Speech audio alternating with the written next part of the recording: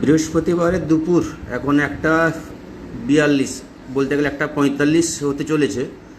আমি এর আগের ভিডিওতে বলেছিলাম 24,450 এই লেভেলটা ব্রেক করলে একটা ডাউনফল আসবে, যেখানে 24,370 লেভেল বলেছিলাম। অলরেডি 24,370 লেভেলটা ব্রেক করে গেছে। আর আপের জন্য বলেছিলাম 24,740 এই লেভেলের উপরে গেলে কিন্তু পজিটিভ আসবে, কিন্তু ডাউনের লেভেলটা ব্রেক করে গেছে। এখন যেটা দেখার হচ্ছে লাস্ট বলতে গেলে প্রায় 1 ঘন্টা 40-45 মিনিট আমাদের আর বাকি আছে, 1:40 হয়েছে।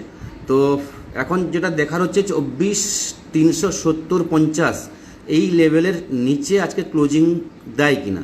যদি 24,350-370-এর নিচে ক্লোজিং দেয় তাহলে কিন্তু আমরা এর আগে যে ডাউনফল আছে বা যে গ্যাপটা আছে 24,150 ওই জোনটা কিন্তু আমরা দেখতে পাবো।